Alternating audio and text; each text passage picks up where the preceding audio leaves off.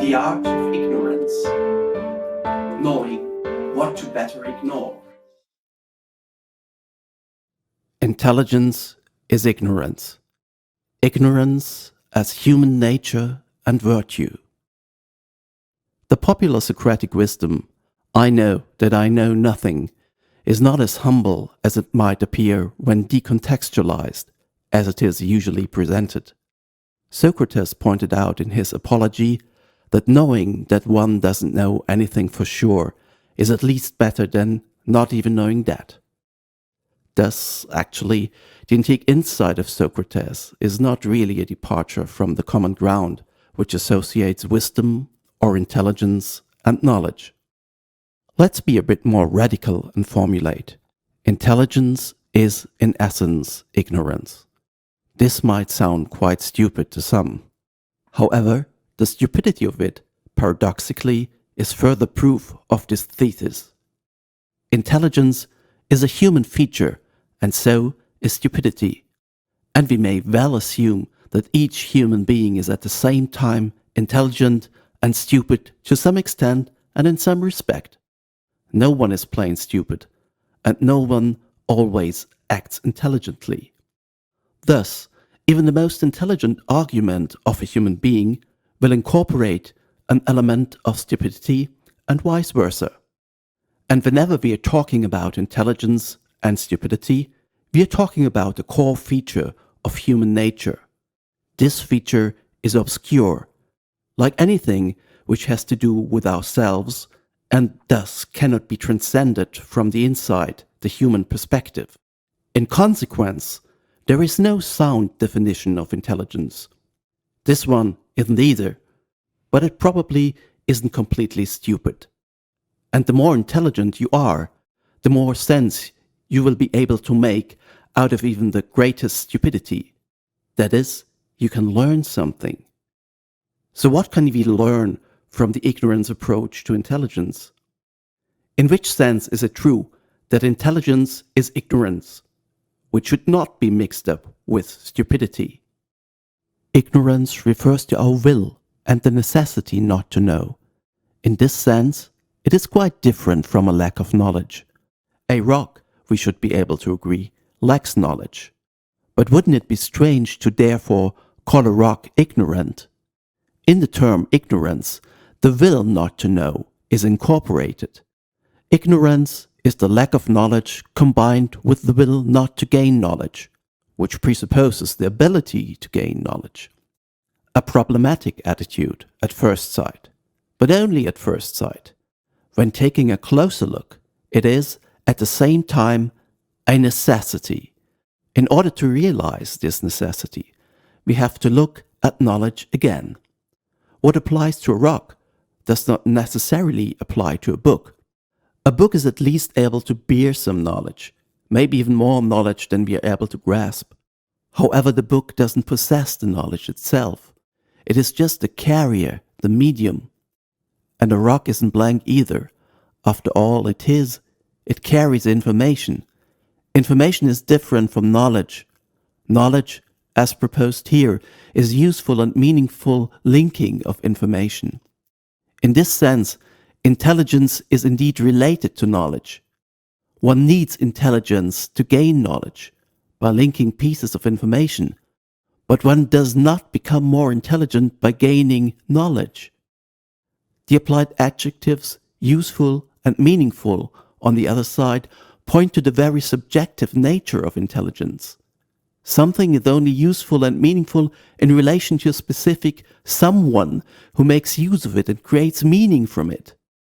On the one hand, any objective definition of intelligence is therefore prone to fail or to be tautological, as also famously illustrated by the phrase, "Intelligence is what the tests test," by Edward Boring. And on the other hand, any subjective definition of intelligence is, by this very characterization, subjective and incomplete. There is, however, one thing we can be quite sure about. Not everything is useful and meaningful to us, and we cannot link every piece of information to every other piece of information. Doing so would result in a duplication of the world, in which the subjective would be equal to the objective. Logically thus, there must be a difference also in the sense of a lessening. In order to transform information into knowledge, the information must actually be filtered and limited, and the ability to do so in a useful way I call intelligence. The most basic feature of intelligence is therefore knowing what can and what should better be ignored. In order to attain this, ignorance has to be performed. This kind of informed ignorance is a feature of our human nature and a virtue that also intelligent machines have to incorporate if they are to serve us well. The re-enslavement of ignorant machines. Why we need more dedicated ignorance in technology and should be careful with artificial intelligence.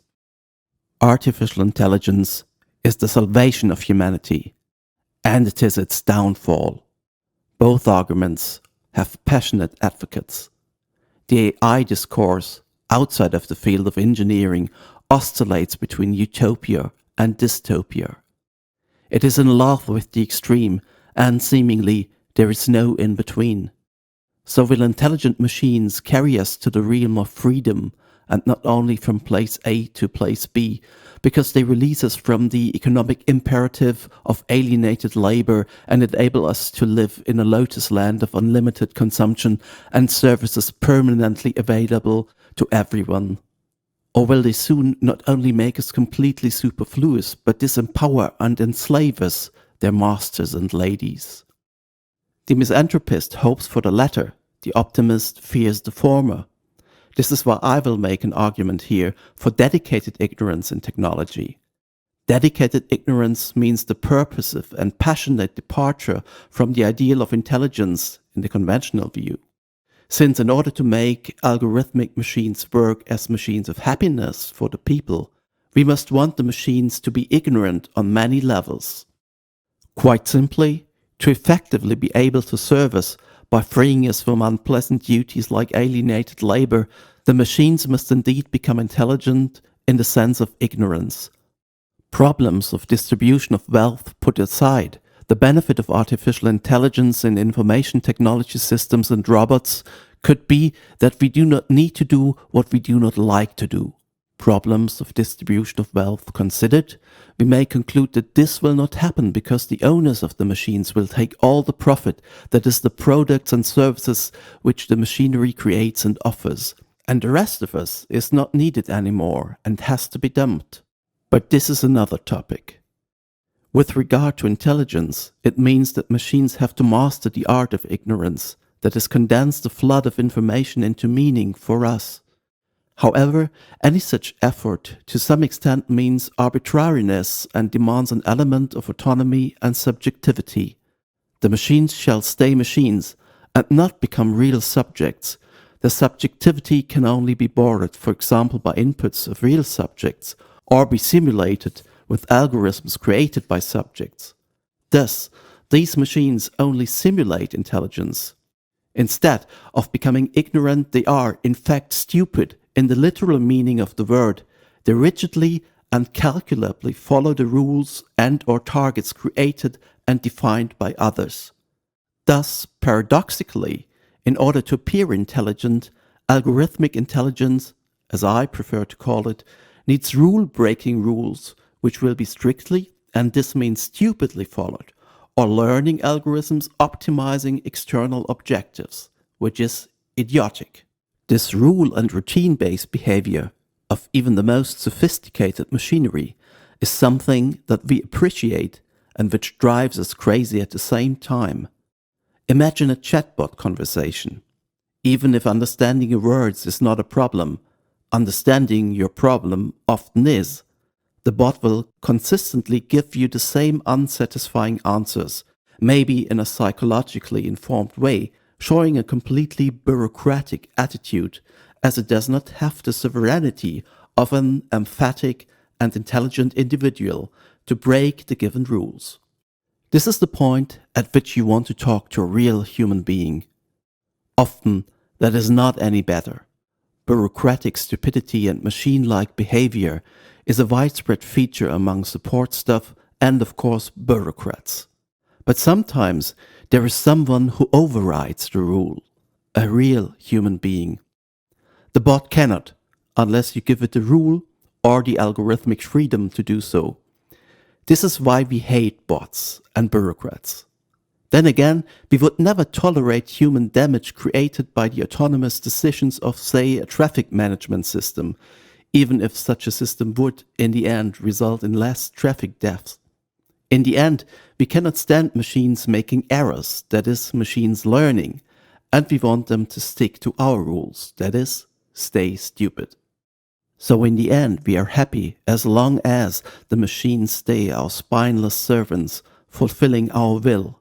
And most probably, a further emancipation of machines is not to be desired.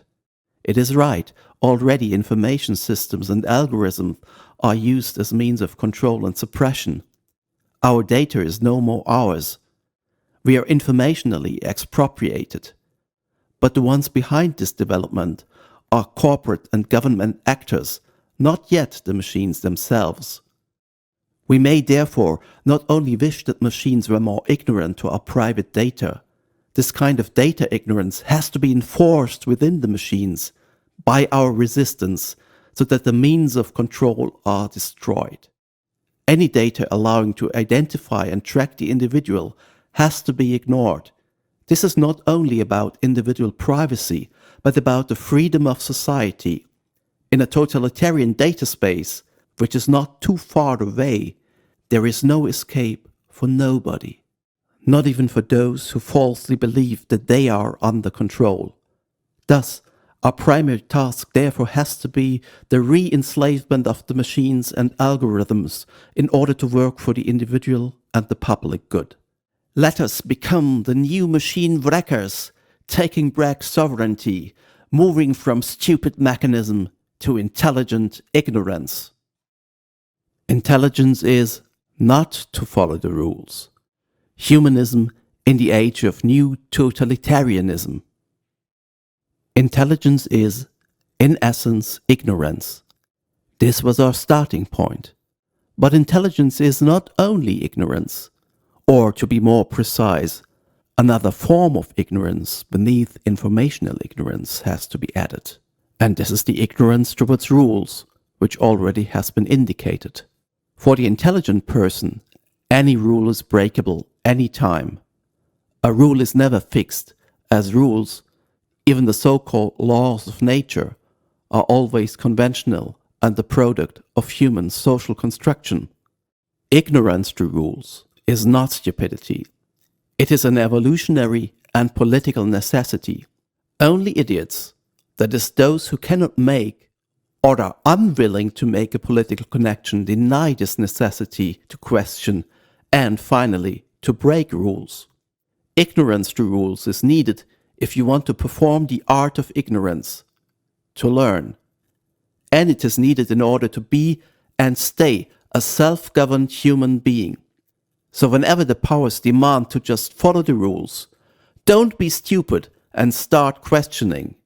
Especially in these dark days of authoritarian health regimes, which eliminate rights won in centuries of struggle, it seems essential to act less stupid and cultivate more ignorance. Or, as Jonathan Sumption, a former British Supreme Court justice, put it explicitly in regard of the ever more tyrannical COVID regimes.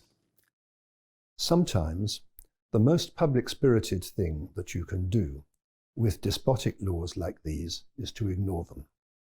Accordingly, for the intelligent, that is those who know that they are ignorant, but at the same time know what to better ignore, the motto is still the same as in the age of enlightenment, which seems to be at its eclipse. Sapere aude. Start questioning. Be human. Ignore the rules. Resist.